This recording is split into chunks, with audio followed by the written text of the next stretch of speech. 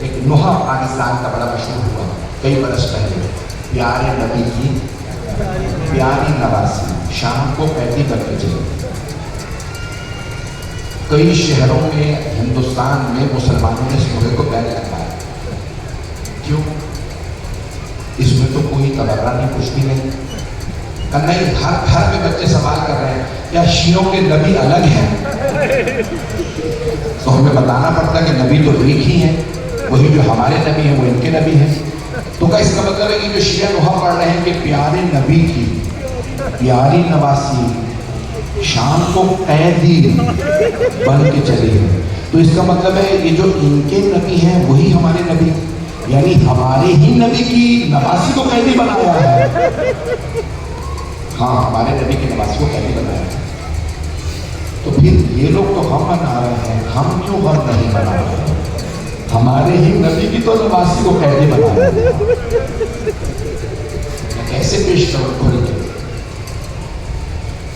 جانے گرامی اس طرح سے بنا کے پیش کیا جاتا ہے کربلا کو جیسے اسلام سے اس کا تعلق ہی نہیں، عشقیوں کا معاملہ، جیسے امام حسین نواسہ رسول تھے ہی نہیں، جیسے جناب زینب نبی کی آغوش میں پلی ہی نہیں تھی۔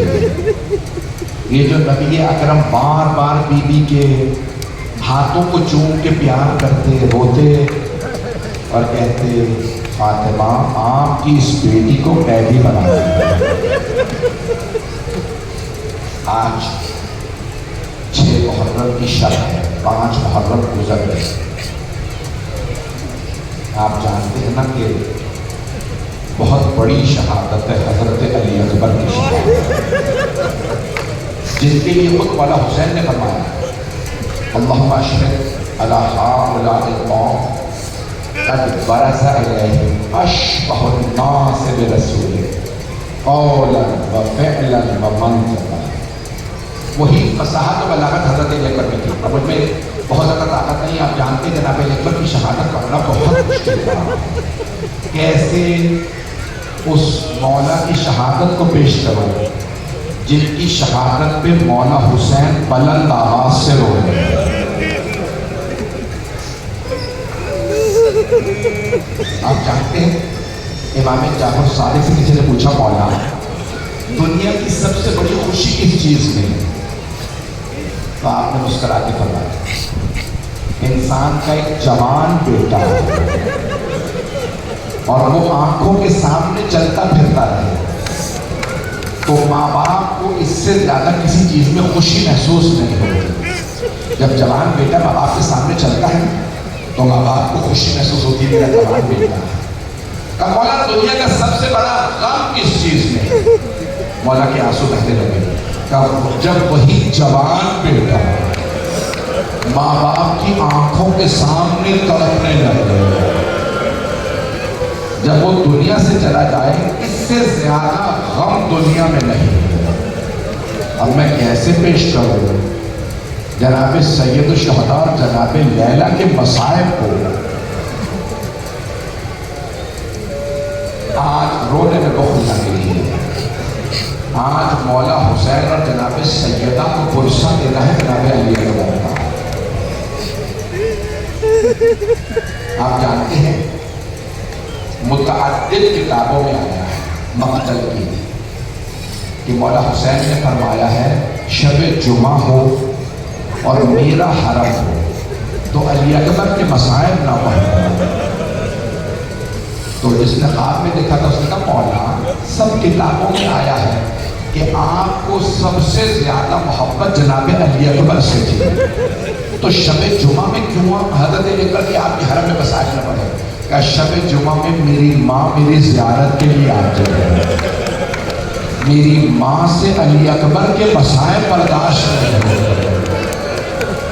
میری ماں بار بار پوچھتی ہے حسین جوان بیٹے کا لاشا کیسے اٹھایا تھا، سینے سے برچھی کو کیسے نکالا تھا؟ اجرکم اللہ بھائی آج رونے میں بخل لگی۔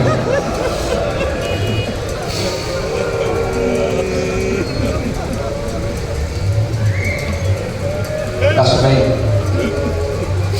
آج مجھے خود سمجھ نہیں آ رہا کون کون سے جملے پڑھوں، کون سے رہنے دوں۔